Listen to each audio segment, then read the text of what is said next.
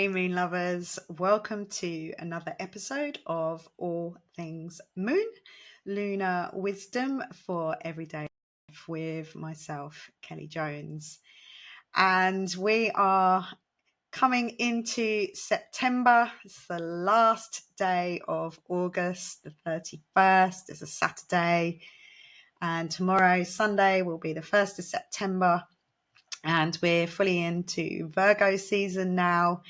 And on Tuesday here in the UK, early hours of the morning, will be a new moon. So we're basically in that dark moon phase where it's a time for resting, going inwards. And tomorrow I might just do that. It takes a little bit of time to go inwards. But today, as you can see, if you're watching me on the video version, sorry if you're on audio, but if you were listening in last week, I had felt the urge to get my rising sign of Sagittarius out into the world. So our rising sign or our ascendant, so that's the sign that you will find in the first house of your birth chart. My sign is Sagittarius, which is a fire sign. And as we've had these last few moments of Mercury being retrograde in Leo, the sign of Leo, which is all about self and being out in the world, shining, being on the stage, and, just showing who you really are to the world. I had decided that I wanted to change my hair from blonde, which it's been for a long time, and I was feeling a little stale, a little stagnant, and I really fancied going flame red. I'd seen this copper colour, and I'd given this picture that I'd seen to my best friend Jackie, who I told you before is doing an AI branding course at the moment, and she had done a little AI mock-up and blended my face into this photograph to see if that colour would suit me. And I went and sat in the hairdressers last week for about 4 hours, and it just didn't go right.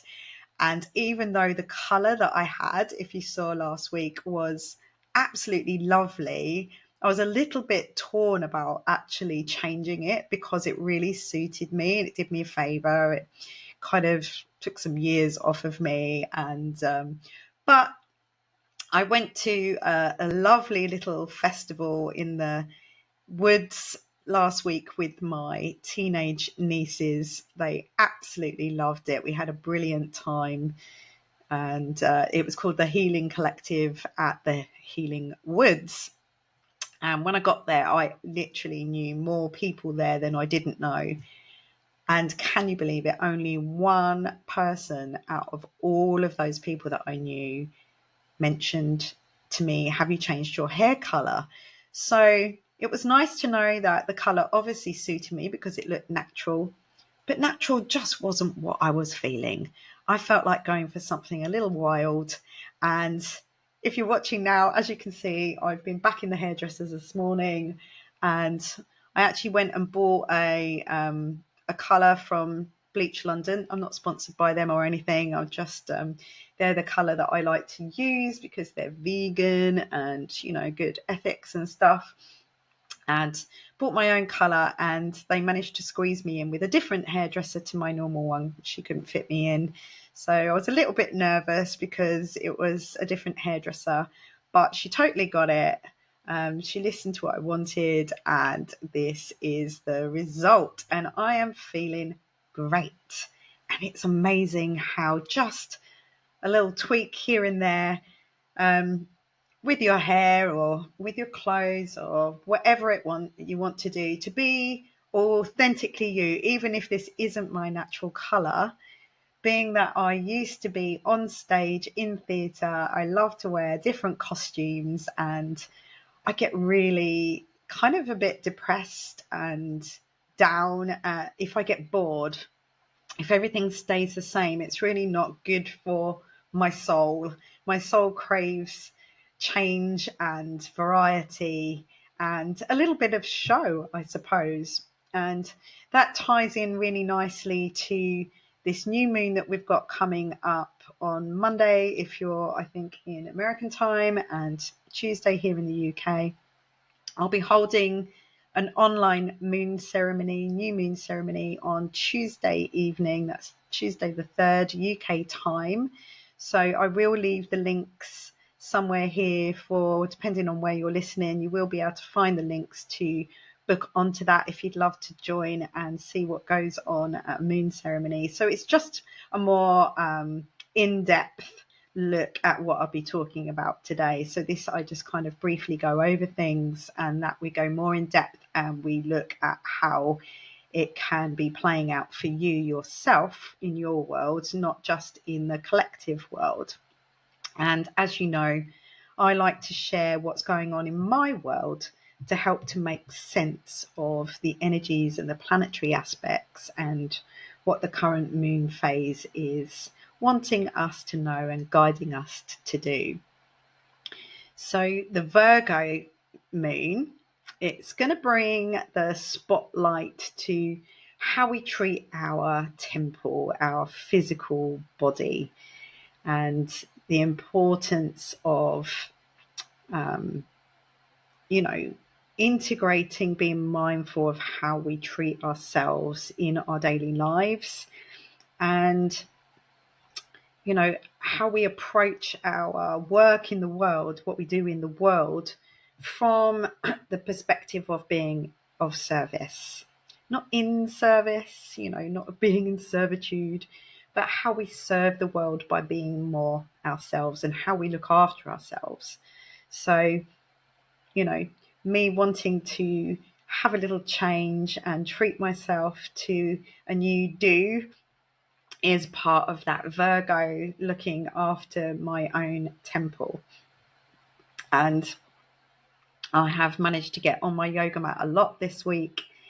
And if anyone's seen my social media, some of my yoga photos with my lovely cat, Indy, who I feel like I'm actually matching my cats a little bit now with my hair. So I'm just going to have a bit of my coffee. And stay wild, moonchild, it says on my cup. So I am living that out today. So how we, more by being ourselves and how we treat ourselves and how we can be of service to the greater good out there in whatever it is that we do. Doesn't matter what kind of work it is, it's us being us, our individual selves. And we've got lots of things coming up in the planets to really shove us along into that. So Mercury is no longer retrograde. We are still in the shadow of that. So it really won't be fully moving forwards until around about the 11th of September. But he has stationed and it is starting to move forwards. But I would say that sometimes that shadow period can be almost more powerful, more strong, as it's, as I've described it before, like a tanker coming into port, and now this tanker is turning around and starting to move out of the port, and it causes big waves as it does that, so it's more obvious. So just watch out there for any kind of plans. I don't know what's happened this evening, but it's my sister-in-law's birthday tomorrow. She's a Virgo, and we were supposed to be going out for a meal tonight, but that's been cancelled. And I asked my brother, why has it been cancelled? And he just said Mercury to me. So I'm assuming there's been some miscommunication around that, but we won't talk about that anymore. So yeah, I would say that this new moons mean new beginnings. Yeah, it gives us a chance to start again every new moon, to have a look at what area that's showing up in our lives and do something about it. And I would say because of this sort of Mercury shadow that we've got still going on around this new moon, I would say that it is about new beginnings, but it might be on hold because we've got quite a bit of retrograde going on. It's not, even though this one's moving forwards, we have actually got Uranus going retrograde tomorrow. We've got Pluto, which is already retrograde. That's been retrograde in Aquarius for quite a while. So Pluto actually goes retrograde for about 5 months of the year. So it's nothing unusual for Pluto to be retrograde. But tomorrow he's actually making his last move into the sign of Capricorn, which I will elaborate on in a moment. So we've got these retrogrades happening. We've still got Saturn retrograde. So, you know, there is this sort of trying to move forwards, but being pulled back a little bit still going on. But, you know, it's not a bad thing. It gives us a chance to go over what we need to go over in relation to those energies, what those planets represent, what those signs represent, so that when we do move forwards, we do it with clarity and authenticity, and we have a better chance of it all working out. So, what do I want to tell you? So, we've also got coming up, this new moon is like the gateway to the eclipse season. So later on in the month at the full moon, which I think is on the 17th,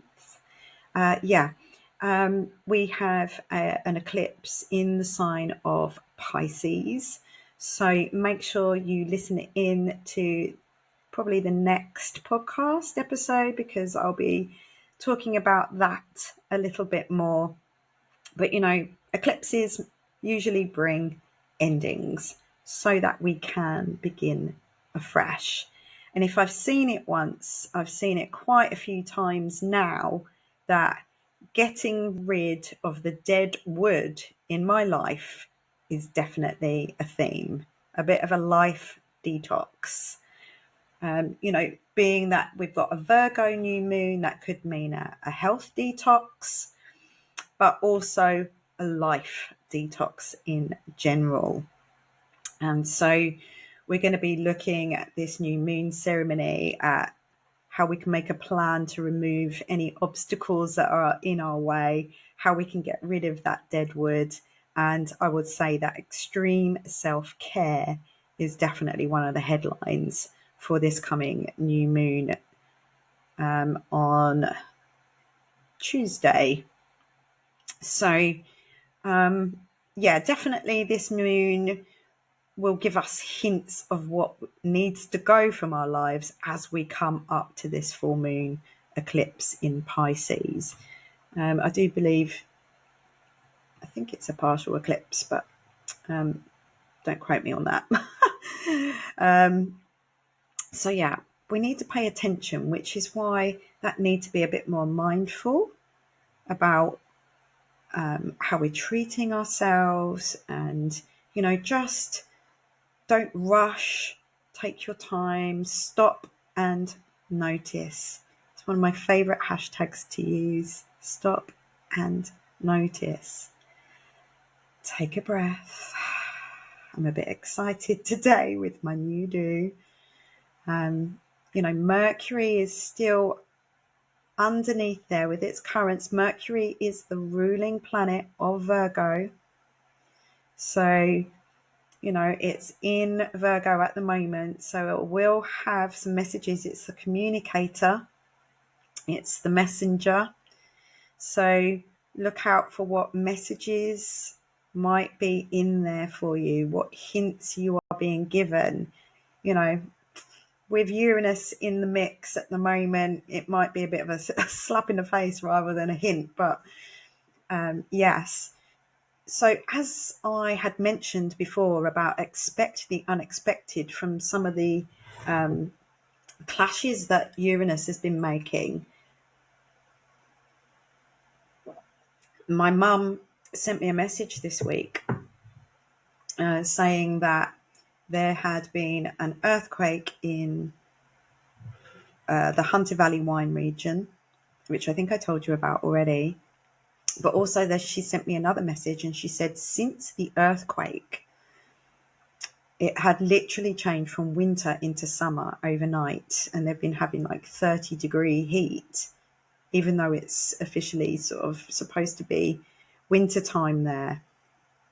And it brought to mind the conversation that I'd had with the Lord.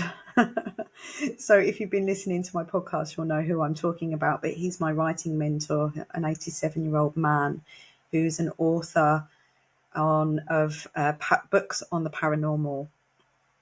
And if you read the reviews on his book, he has been compared to Nostradamus.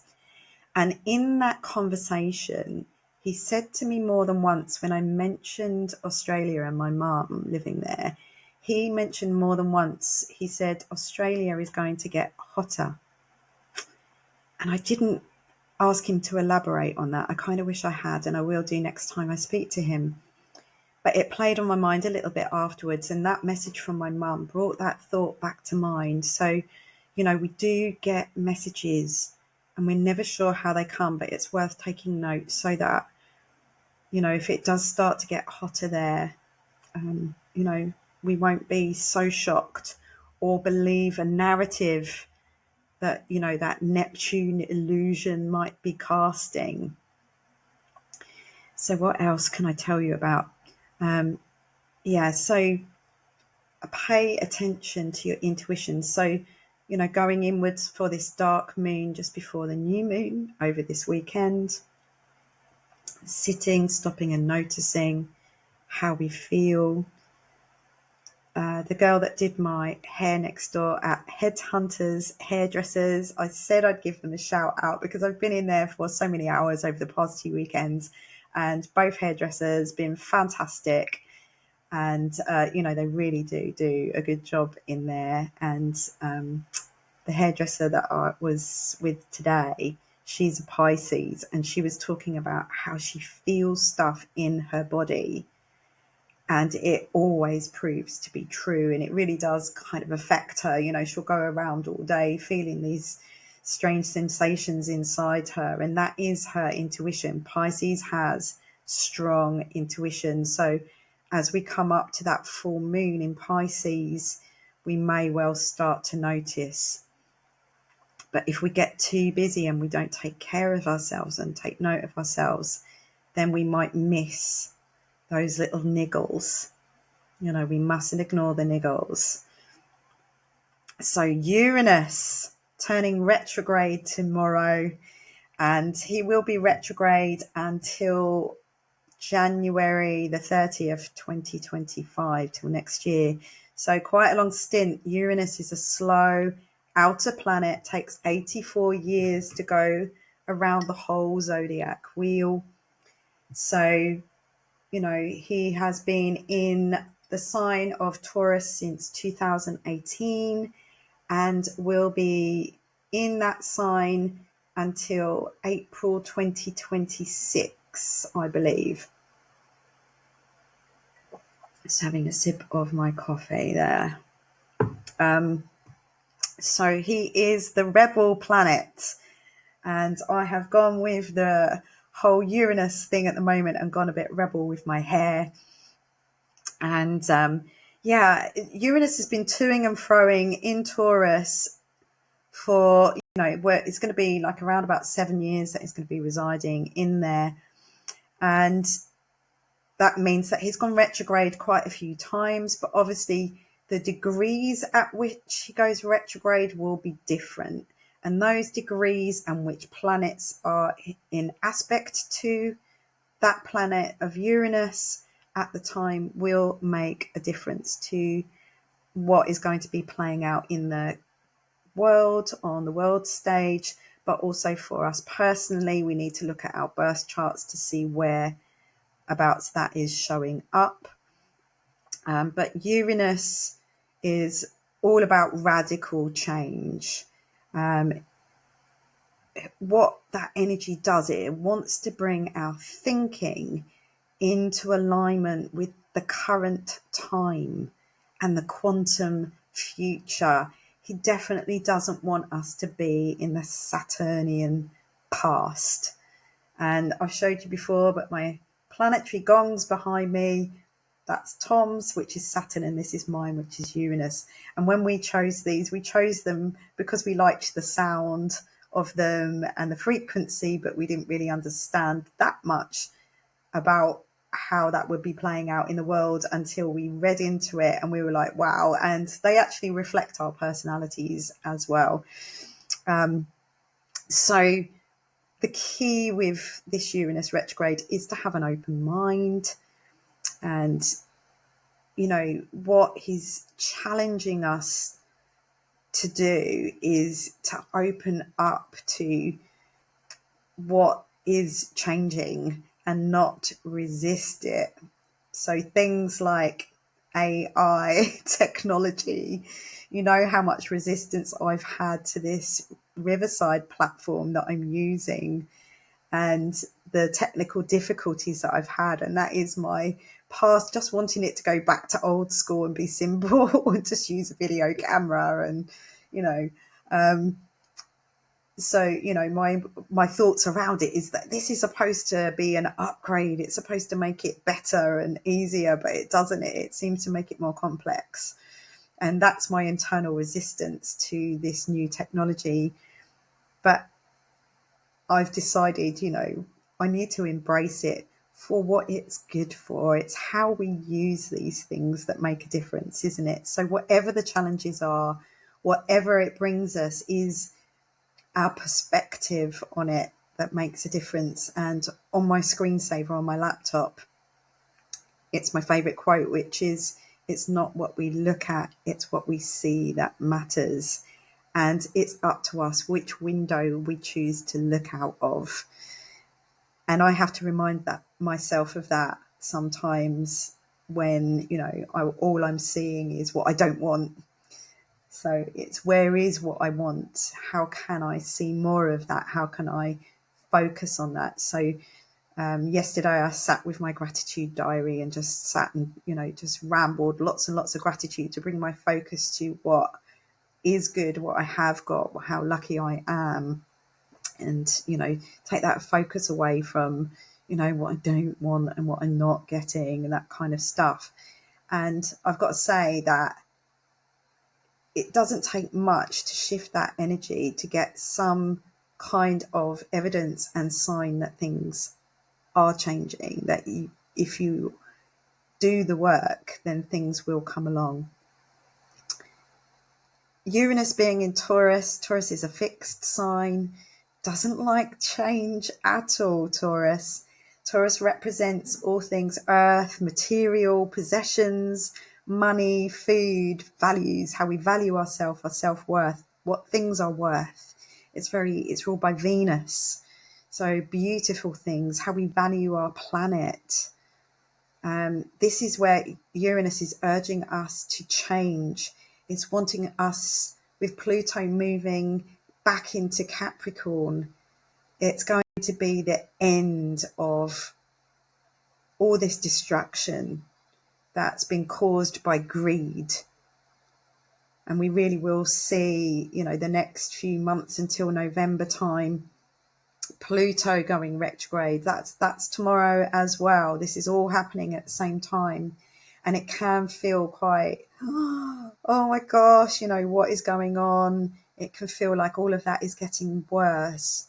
But as Pam Gregory, astrologer, says, yes, it will feel like some things are happening again, but they are hollow.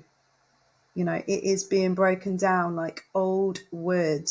When you pick up a piece of old wood and it just snaps, that is the energy of this last stint in Capricorn for Pluto.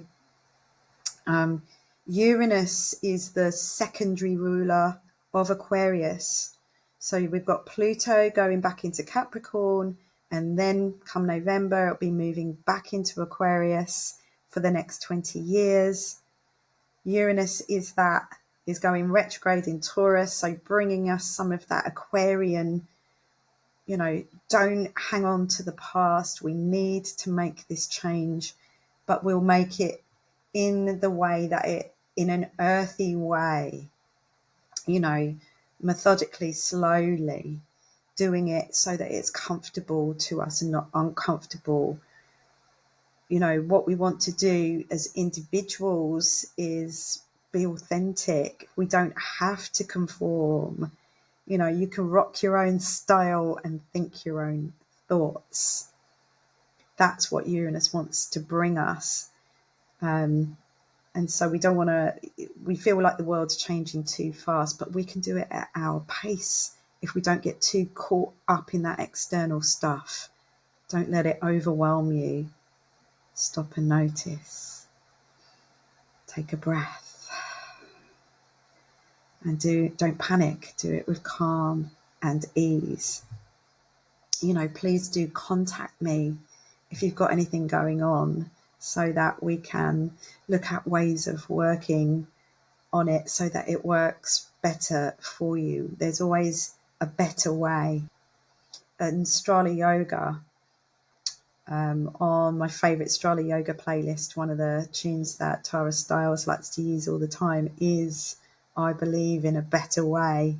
And it's one of my greatest memories of my Strala Yoga training in New York, just a magical moment in time where we were all flowing in unison together, but all doing our own thing. It was Uranus. We were all practicing how we wanted to practice, so it felt good to us, but I videoed it, and it was amazing how we were all doing something different, but we were all in the same flow together to that tune, I Believe in a Better Way. What else can I tell you? You know, just remember that Pluto is plutocracy. In the sign of Capricorn, that means being from the top down. It's about corruption. It shows us corruption and dictators and tyrants and villains. But ultimately, it's about power and power struggles. I see this as the last shot at the OK Corral. Capricorn is about business, democracy, governments, manufacturers, officials, corporations, all that kind of stuff. So that's where we're going to see that, you know, destruction of those old orders to allow that new, more humanitarian, Aquarian community, circular way of being and doing things to come in over the next 20 years or so. So don't panic. We have time.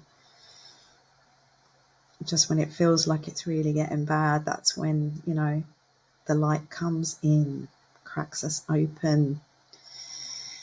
Something to ponder in our journals with this Pluto in Capricorn is something like, you know, where do power struggles show up for me? Who is in charge around here? Maybe sit with your journal for a moment, go inwards for that dark moon time and have a little reflection on what that means to you. And, you know, if you know what your rising sign is, you'll be able to look that up, see what area of life that is showing up for you. I really do feel like one of my other favourite quotes is from the movie Lock, Stock and Two Smoking Barrels. Will everyone just stop getting shot? I feel like collectively we're all coming to that conclusion at the moment. Doesn't matter what your beliefs are, what party you support, what religion what just everyone is just like, well, everyone just stop now. Doesn't matter what our differences are. We need a better way of doing things. And I really feel like that's coming. You know, Pluto it rules our unconscious. It's very Scorpio, that deep buried stuff. So it's probably going to help you to see that as well, especially around issues of power, empowerment, other thing to tell you is that Mars is entering Cancer this month, and it's going to be in the sign of Cancer for around 6 months. Obviously, it will move into Leo and then retrograde back into Cancer, but we've got a good 6 months of Mars in Cancer.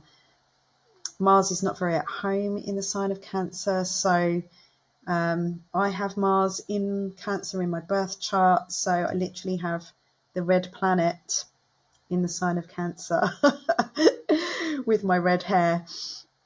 Yeah, so I'll talk about that a little bit more next week. And yeah, so my rising sign is Sagittarius. This is showing up in my 10th house of how I come across to the world, my identity, how people see me.